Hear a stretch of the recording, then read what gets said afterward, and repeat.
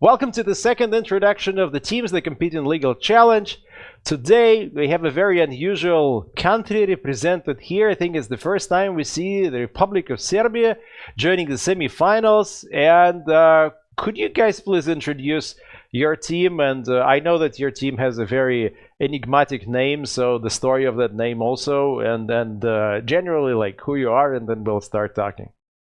Okay, I'll first use my time to explain the name. Well, when we started, when the professor from our faculty submitted the whole questionnaire and everything concerning the legal challenge, I was the one filling up those blanks with names and the team name. So to be honest, I didn't know what to put. I planned to put Belgrade team, but then again, we were representing the university, and then I didn't want to make someone mad or angry, so I went to for the sure shot. So we became University of Belgrade Faculty of Law. having in mind the other teams, I think that now it's a mistake, especially if we take into consideration the difficulties that it's causing you to fit our name or on your website.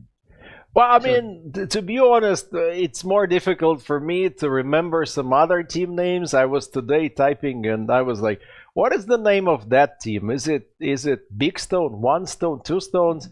What was it? I know that is a joke, but I couldn't for the life of me remember it. But then also the board, the Polish team. Now that I know that it's because they were a part of the board of the Society of IPA in the law school, it's easy. It's like, sure, because they come from the board. But with your name, as long as it's at least it's very obvious, easy to remember. It places you within the country, within the city. So that's I don't know. I wouldn't worry too much about this. But we are more interesting than our names, just to be clear. Sure. And you were 3 and now you're 2. Yes. We unfortunately, due to the time span from when we started this competition and from the moment of this interview, unfortunately, one of our team members, Katarina, who, by the way, wants to say hi to everyone, and she's sorry again for not participating, not being here today. Well, unfortunately for us, but good news for her, she's pregnant for the second time. So with all the work she has, she decided to lower the stress down and to drop out of this competition. Still, we are very happy for her, but sad that she won't be helping us and competing with us.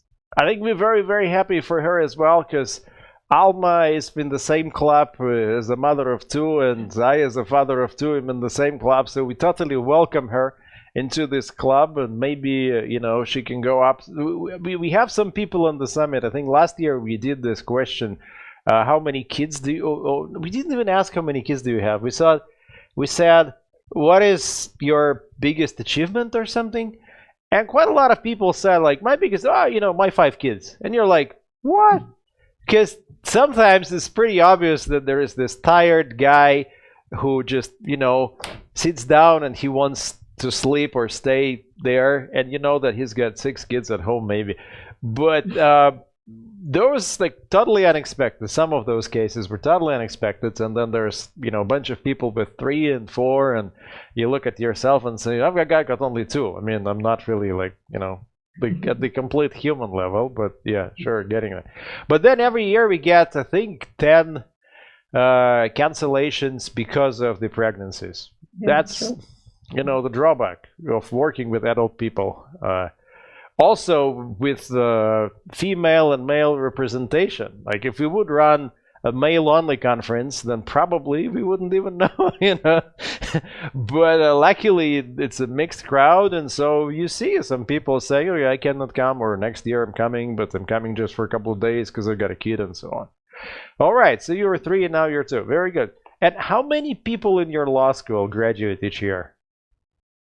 Well, to be honest, I don't have a clue.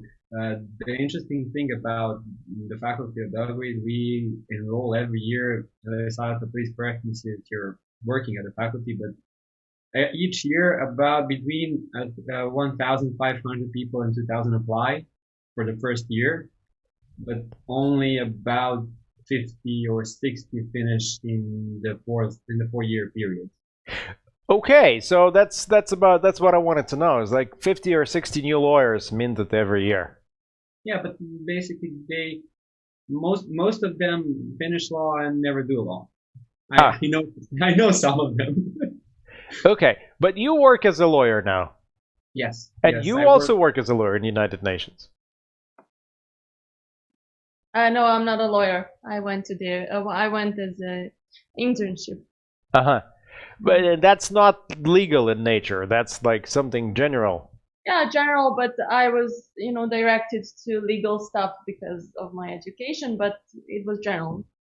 Okay. And in terms of the like IP or games industry in Serbia, we saw some recent acquisitions. You've got, Nordeus, and you've got Mad Hat Games, and you have, I forget the name of the company that got bought by Epic, I think last year or 2 years ago. So there are things happening, and also outside of Belgrade. Is this a thing yet? Like, does anyone know how many people work in the games industry? Ljubiša. Okay, I'll do the talking. I know. Basically, when we talked earlier at the first meeting, Belgrade is the center of Serbia. But nonetheless, I was surprised when I was looking at some reports and I found out that there are a couple of companies, couple of firms that are outside of Belgrade, especially niche. And to my surprise, to be honest, Crvenka. That Crvenka is a small. I don't want to say a village, but a small. It is a small place anyhow.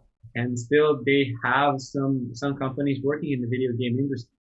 If I recall correctly, Sato, please correct me if I'm wrong, but there are about 3,000 people working in the game industry. No, 1,200 maybe. Okay, my mistake. Okay. I tend to double everything. So Poland has what, the population of 40 million, and they report 10,000 people employed in the games industry last year. So Serbia is what, 10 million? About 6 to 8 million, depends if you take into consideration also in the top here.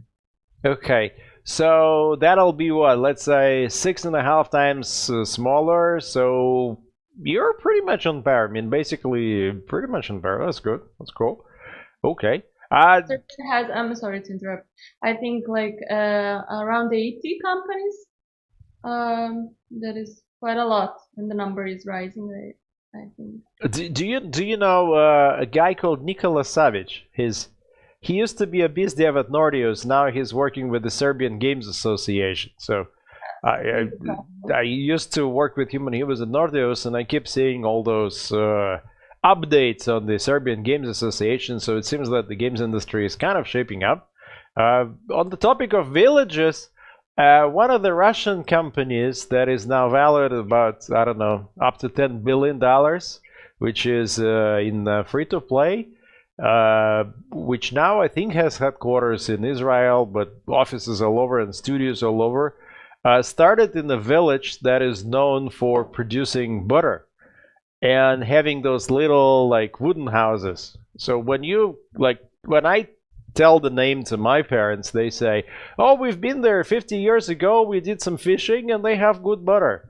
But this is where they started. So somehow games have this tendency of growing big in a quiet environment. So I wouldn't be surprised if it's not only Belgrade or something. And okay, so Alma, anything you wish to the team? So I just want to wish you all the best in the semifinals, and it's very nice to have a team from Serbia. And I think that Mindaugas just sent a message, but we have a guest already. So do you see the competition of the Polish team versus Serbian team as like Catholic versus Orthodox? Yeah, I think it will be a hard competition. But also on the spiritual level. I mean, it's not just like two Catholic countries battling it out. It's the two worlds, the two concepts of the worlds or something. I don't know. I think it'll be fun. Yeah, I think so. Okay. First of all, thank you for the kind words. We're also looking forward to dealing with the Polish team in this virtual legal challenge. Mindaugas, we can. I think we're ready to bring in the special guest and start some grilling. Okay, I see you later, guys. See ya. Bye. Bye. And let's see if we have. Yo! Guten Tag! Hello. Could you introduce yourself to Yeah. our wonderful team here? We have. Hello. We have. You don't know me yet. I know you at least. I saw your pictures and on the website of the summit, and Sergey and I were speaking about you. So my name is Tobias. I'm a TaylorWessing partner here in Hamburg, and I'm one of the very first participants in the very first summit ever. And I'm also a member of the advisory board of the summit.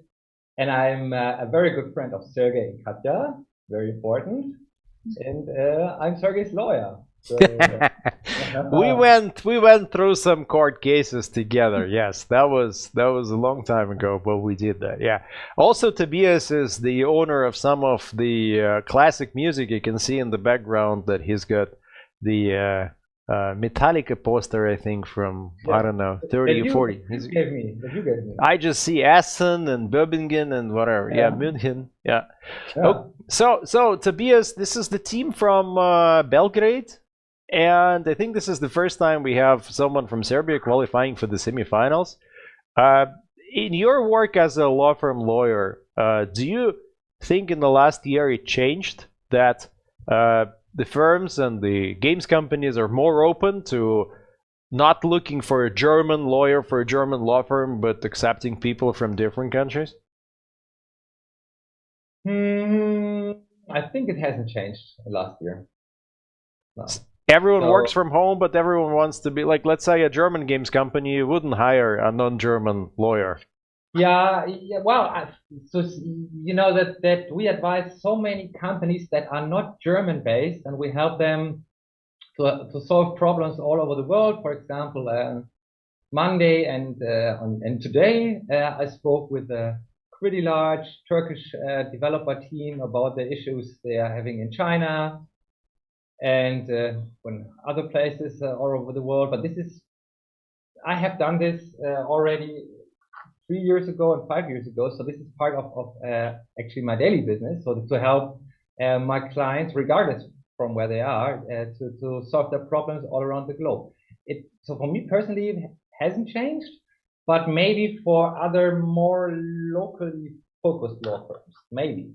So I don't know. For me personally, it's not.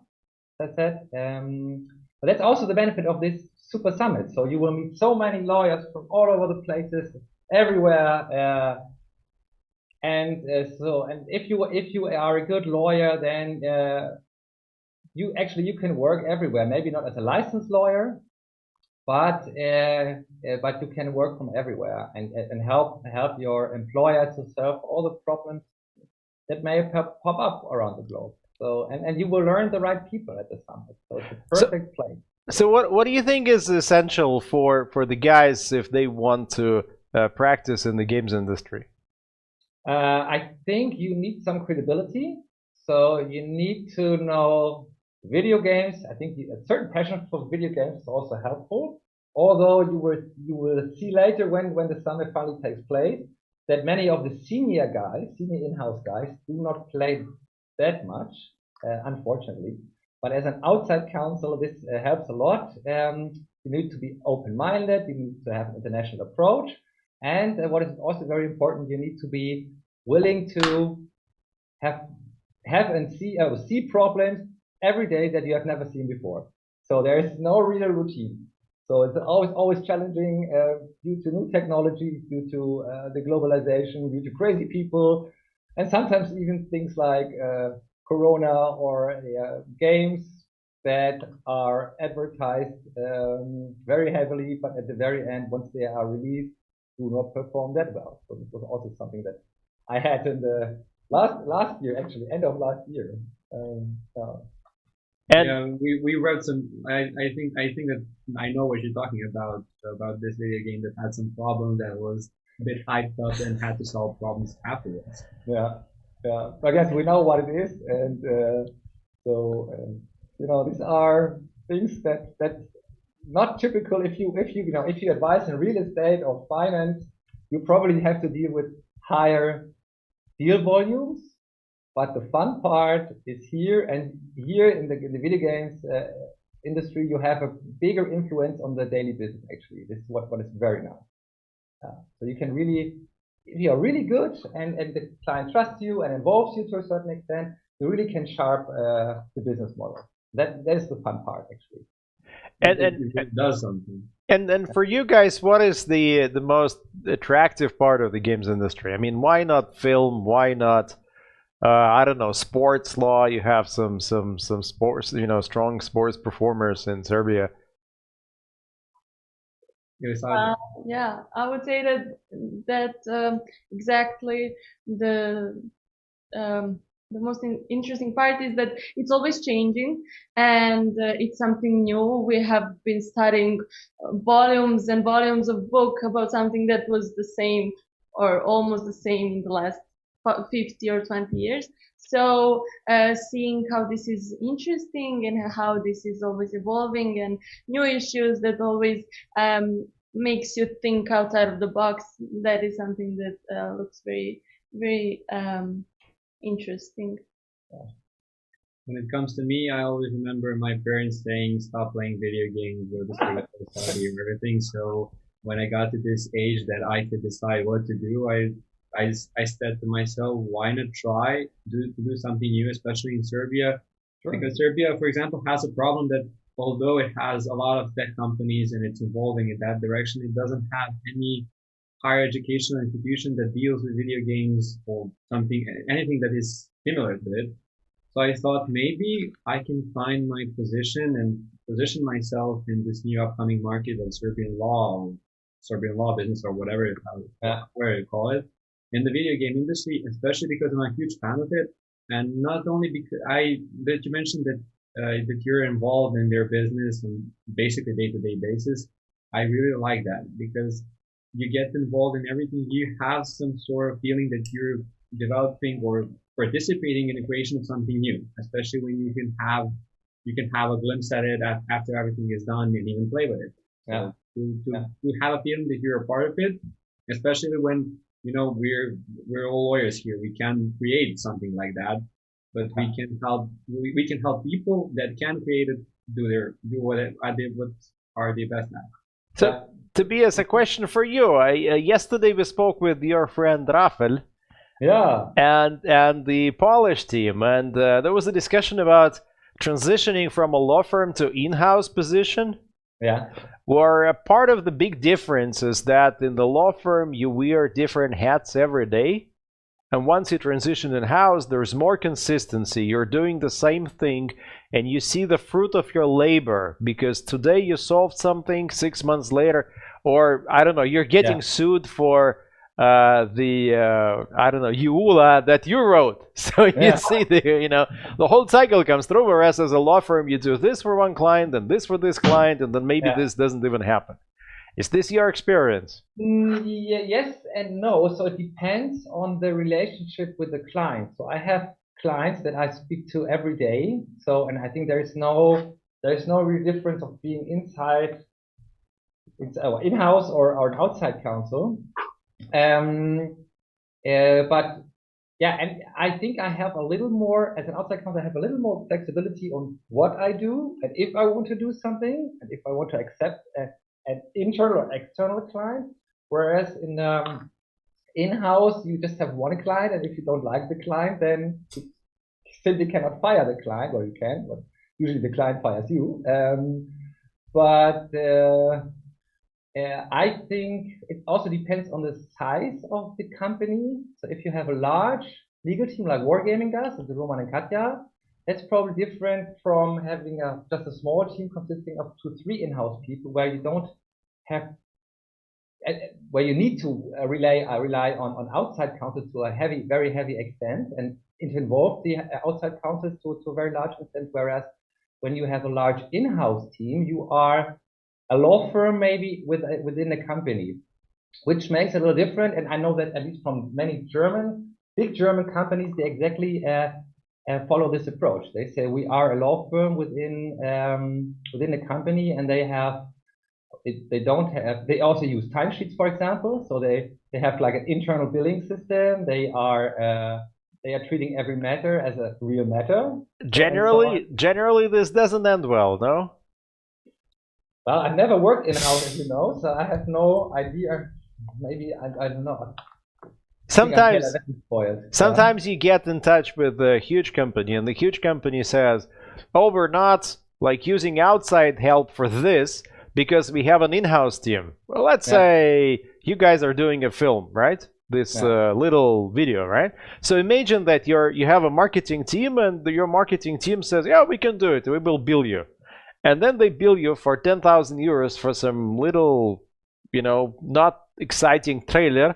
Just because they have a timesheet and they're very expensive and they think that they're very, you cannot change you cannot hire someone else over their head because they exist within this big company. So I hope that doesn't happen to this law firm inside of the games company thing, where the clients cannot change the law firm because it's installed in the headquarters. And so I think I need to discuss this with Rafael and Roman and Katja. So are you when you are in-house counsel, are you still regarded as the lawyers, meaning the enemies? So the enemies inside. And I know that in some companies it is like this. Whereas as an outside counsel, well, they treat you like an outside counsel. So you are not an enemy, you are not an ally. So you are like a dentist. So you need them, you need to go there. It's not necessarily fun, but you appreciate, at the very end, you appreciate the work. I don't know. I mean, we have to ask if maybe they are treated like a priest. You can confess, and then they will, find a way of resolving it or doing something. So for you, did you see in your job that you grew together with their clients? Does it make sense, for example, to these guys to start helping startups and little studios, and then as the studio grows, they grow together? Or it doesn't really happen, and you start working with. No. As a young lawyer, definitely do this. So, and when you are a little older, like I am, then you very often say, "Well, I'm not sure if the startup is really worth all the pain and the investment." But when I was a young lawyer starting to build up my own practice, I definitely did this, and many of these companies are still existing, my clients, and some of them really become super big. So, and I was advising Wargaming actually when they weren't really a startup. So we started advising them. They had 80 people, so about to grow, but not as large as it is now. And when we met them the first time, they were one out of many growing video game studios. So, and now they are still one of my absolutely favorite clients, and we're still doing work for them. So as a young lawyer, do this, help the startups, take a very close look at the people. That's very important. Take a close look at the people. Do they have the skills, the power, the talent to become successful? But and you will fail with your observation certainly a couple of times. The same happened to me. But sooner or later, you get a certain feeling for the people, and then do it. So definitely, that's a very good idea. Who do you think will win the challenge this year? We have a Polish team, we have a Serbian team, we have an international team from Queen Mary, which is based in the UK, France, and Spain, and then we have the UK team. Yeah. So I'll let you know. I know that the German team won't be in the final. And in the semi-final as well. I mean, the nothing final actually, because now I'm very sure that my friends from Serbia here will make it. So very sure. Hopefully, thank you. Thank you very much for the words. Why do you think we're seeing sort of Eastern Europe being very active and committed and dedicated to this international industry? And not so much the major countries. Like most of the submissions we see from the US, they don't qualify. From Germany, let's say even from Finland. So hopefully things will change in the future. But for the moment, at least on the submission stage, it seems that the Eastern European teams try harder. Yeah. Why would this be, in your opinion? Like Germans are not excited to work in the games industry. Like a German lawyer, you're like, chocolate factory, maybe real estate, maybe I'll be a judge or a government job. Well, games industry, it's not serious. I have no idea, Sergey. We are strange people in Germany. You know this. You spend much time here with me. I don't know.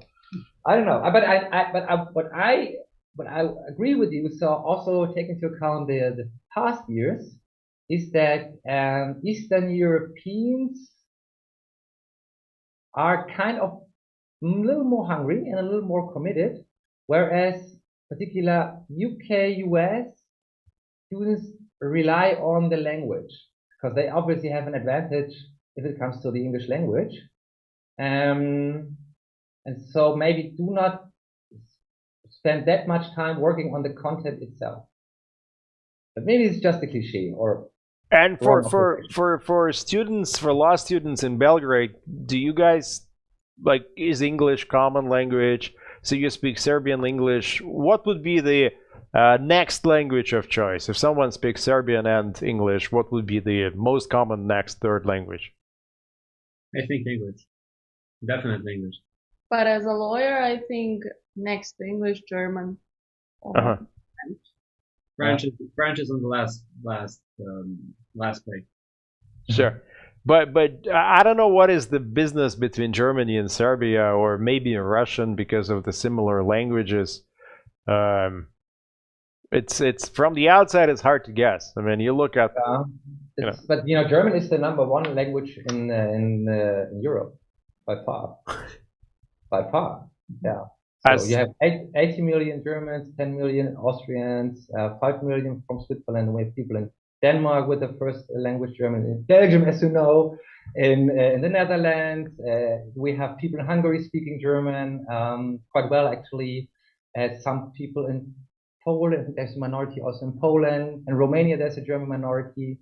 So in total, it's more than 110 million. So it doesn't really make sense to learn German. There are so many of German speakers anyway already. Oh, I don't know. Sergey, what about your German skills? Your German skills, I know that you are improving your German skills. Just the basics to make fun of you. No. Yeah. Okay. Sergey reads our German books to his kids. That's true. Yeah, that's true. So Tobias, one last thing for you. What would you, some piece of advice that you can give to the Serbian team as well as to other teams in the challenge, based on your experience of what happened previously and previous legal challenges? What is the advice that they could use, apply practically? Okay, that's easy. So if it comes to the pleading and you make a mistake, stay calm. Stay calm. So. Others become very nervous and a little shaking. Don't worry. Everyone makes mistakes. And we when we started this, we had a very strong team, but even they made mistakes. So stay calm and don't be your greatest weakness. Don't become your greatest weakness. That's my advice. Thank you. I think we have, like, the winner of the first legal challenge is now in-house counsel at a games company. Both of the guys from the second legal challenge are in-house. They just moved both from Kiev to Cyprus, but they work at different games companies, but they work in-house. And from the third year as well, there's a lawyer who moved in-house. So I think we'll see what happens this year and how this changes the future of the teams. But okay, so staying calm. So it means no coffee. Yeah, well, some people need coffee to stay calm. So I need my cigarette, Sergey. You know this. Das ist verboten on YouTube. Come on, we're gonna get downranked, because of the alcohol. Sergey said to me, you know what? I give you stop smoking. I know you don't care about money, but I will pay your wife €1,000 if you stop smoking. And look what happened. Nothing happened. So yeah. Oh no, but Sergey, very soon. So when we see in September, I'm gonna start saving.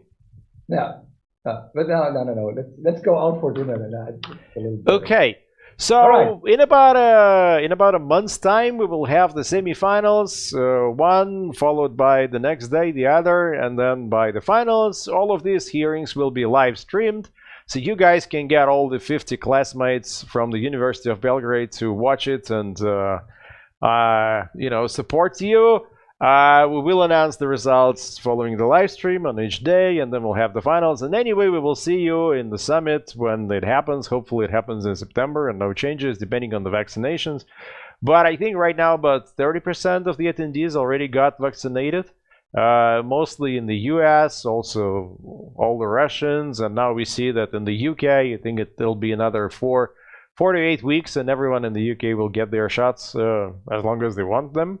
And I know that in Serbia, it's also going pretty well. I mean, if you look at the European stats, and you're using also Sputnik, I saw some pictures where, so once it's approved, I think people here will also start using it. So maybe just Germans will be a bit late because they don't. Yeah, I'm afraid maybe the Germans and the French.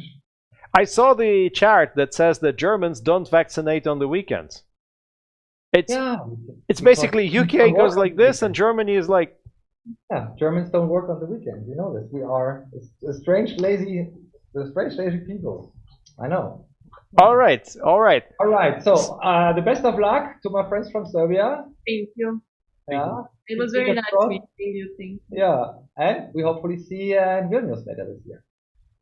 We hope so. Thanks very much, guys. I'm gonna transition now to the slide. These are all the wonderful law firms and games companies that help us run the summit each year. So for this year's edition, we're very thankful to all those people who support our efforts.